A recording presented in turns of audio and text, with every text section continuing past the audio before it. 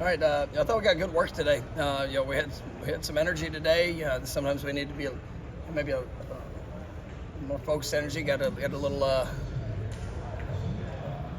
feisty out there, I would say. But it was good. It was physical. It was fast. Guys were working. A lot of things that we're going against this week. It's going to take reps and preparation. And we've seen a lot up to this point of the year.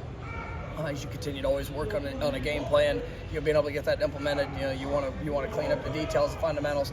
But I like the way the guys came and approached today. I thought there were some good plays, on both sides of the ball, in our speed work, and then obviously it's a continuing just to push to get better. And I think we did today. It sounded like there was energy from the very beginning of practice. Is that something that was discussed before they came out? Well, I mean, it was kind of what we talked about yesterday. It was talk Sunday night. It was talk this morning. What is it going to look like? I mean, anybody, you come out here, you get one day, you get one opportunity. So what's it going to be?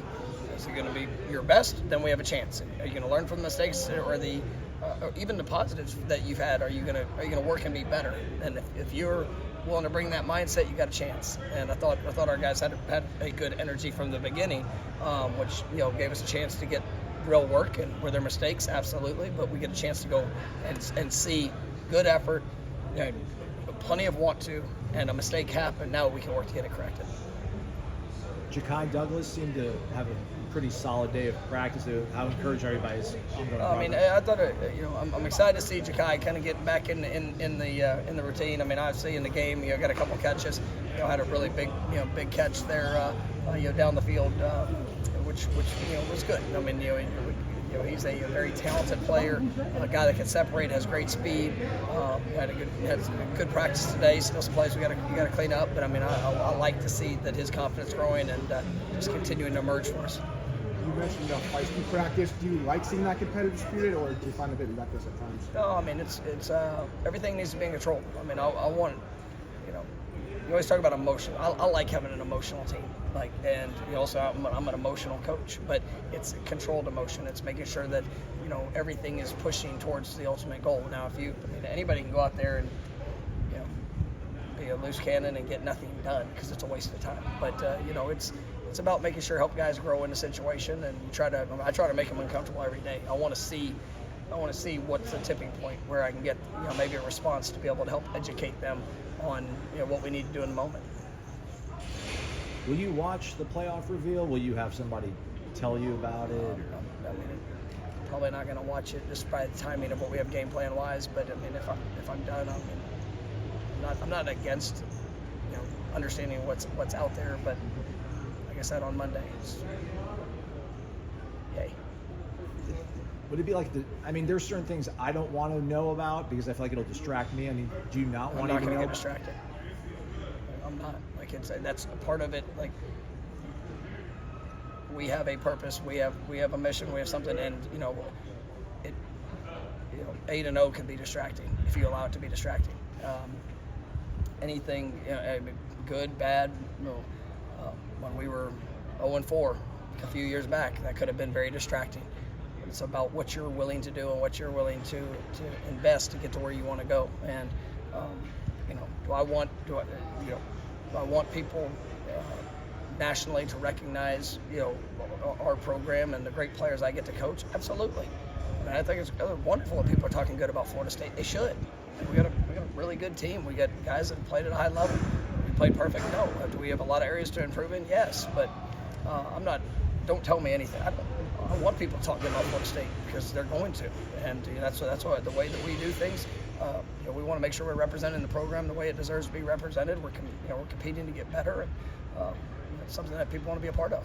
When you guys do get find out the rankings, is that something you discuss with the team at all, or just to be I haven't talked about that at all at any point. And it's not. They know. It's like we said yesterday. Whatever that was, Saturday. It's like the guys will know because every time you watch any sports, you got a ticker that goes across that says a number next to your name. But I really do mean that number doesn't define us. And sometimes good, sometimes bad, and it's just we got to go get better. It's a long way away, but the opportunity to play in Dallas next year. You're from there. I don't know if you remember that or not. And also, you got there's a lot of Texas guys on this team too. Does that mean anything, or can you even think about that at this point? 1 minute. I'm excited that there's opportunities ahead, and no, I mean it's I've said ACC released a schedule yesterday of kind of home and away, and we got Dallas and Dublin. I know that, so we'll be rolling. So I'm sure once we get to that point, I'll have a better insight about it. But no, it's good. I mean, it's we got Texas has been really good for us in recruiting. We got some really good players. I think have huge potential, and so I like those direct flights from Dallas, and it's good.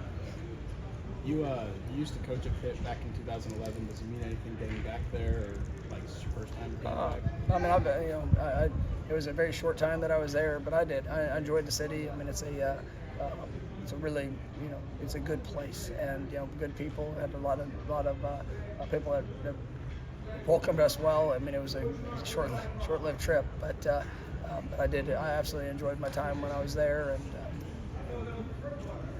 opportunity for me to be employed went somewhere else, so I went to the opportunity to be employed. When you go there, obviously the Steelers play Thursday night.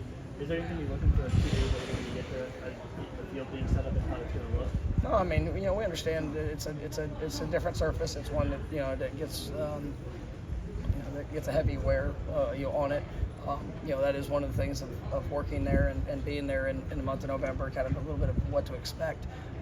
So I mean, we're taking we're doing all things that we can, just make sure to prepare our guys, for understanding what that'll be and the things we need to do, but control the controllables.